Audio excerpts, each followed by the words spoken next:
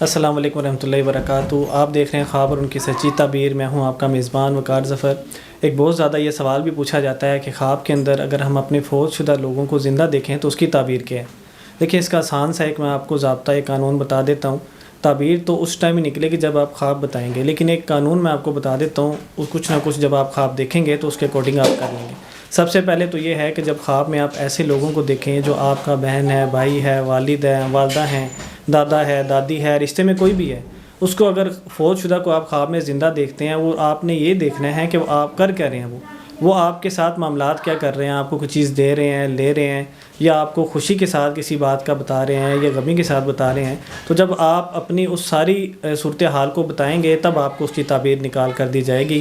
اس کے علاوہ جتنے بھی اس طرح کے خواب ہیں، جب بھی آپ کو فوت شدہ لوگوں کو زندہ خواب میں دیکھتے ہوئے نظر آئیں تو سب سے پہلی بات ہے آپ نے صدقہ لازمی کرنا ہے، ٹھیک ہے؟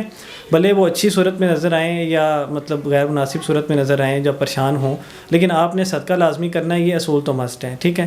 دوسری بات یہ ہے کہ جب آپ ان کو دیکھیں گے تو آپ نے رشتے کا لازمی بتانا ہے کہ وہ رشتے میں آپ کے کیا لگتے ہیں، اس کے بعد آپ کو اس کی تعبیر دی جائے گی۔ یہ آسان سا ایک قانون ہے، ایک ضابطہ ہے، اس کے علاوہ پریشان ہونے کی ضرورت نہیں ہے، چونکہ زیادہ تر یہ ہوتا ہے کہ ہم اپنے فوت شدہ لوگوں کو دیکھتے ہیں کہ وہ ہمارے ساتھ کوئی لین دین کر رہے ہوتے ہیں یا ہمیں کوئی چیز دے رہے ہیں۔ زیادہ تر جو سوال آیا وہ پیسے دے رہے ہیں، کوئی سونے کی چیز دے رہے ہیں یا کوئی اس طرح کی چیز دے رہے ہیں کہ جو لوگوں کے لیے فائدہ مند ہو۔